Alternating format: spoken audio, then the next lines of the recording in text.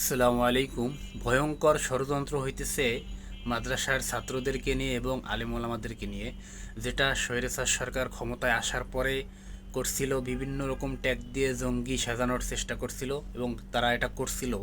তো বর্তমান সরকারের আমলেও কিছু হয়তো অসাধু এমপি মন্ত্রীরা কিংবা সরকার ভারতের কথা এটা করতেছে। আমি সম্পূর্ণ প্রমাণ আপনাদেরকে দেব, ভিডিওটা আপনারা শেয়ার করবেন। দেখেন, কিছুদিন আগে আমরা দেখছি যে মাদ্রাসা থেকে একটি পিস্তল পাওয়া গেছে, এরকম একটা শিরোনাম দিয়ে নিউজ করছিল যে মাদ্রাসায় নাকি জঙ্গি ঢুকছে।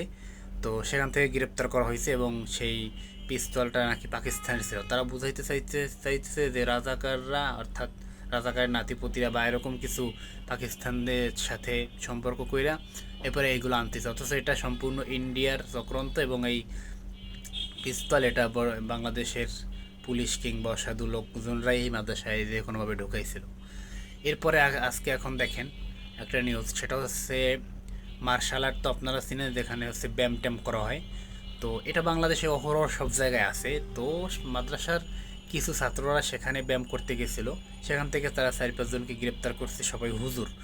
তো বলতেছে এরা নাকি জঙ্গি ট্রেনিং দিচ্ছিল। অথচ প্রত্যেকটা শহরে আপনি দেখবেন প্রত্যেকটা স্কুলেই মার্শাল আর্ট আছে, তাতে কোনো সমস্যা নেই। এবং প্রত্যেকটা জায়গায় নারীরা পুরুষরা সবাই এগুলো শিখতেছে, মারামারি, বক্সিং, এদের নিয়ে কোনো মাথা ব্যথা নেই। কিন্তু মাদ্রাসার ছাত্ররা ওখানে কেন গেল? তার মানে তারা জঙ্গি হয়ে গেছে, তারা যুদ্ধের প্রস্তুতি নিতে আছে, এই জন্য তাদেরকে গ্রেপ্তার করা হয়েছে, তারা নাকি জঙ্গি। তো এইরকম একের পর এক জঙ্গি ট্যাগ দিয়ে কিন্তু আবারও এই দেশে আলেম ওলামাদেরকে, এই দেশের মাদ্রাসা ছাত্রছাত্রীদেরকে আবার দমিয়ে রাখা হবে। আর তারা নিরাবিলি দেশটাকে লুইটে পুইটে খাবে, এরকম একটা চিন্তা ভাবনা।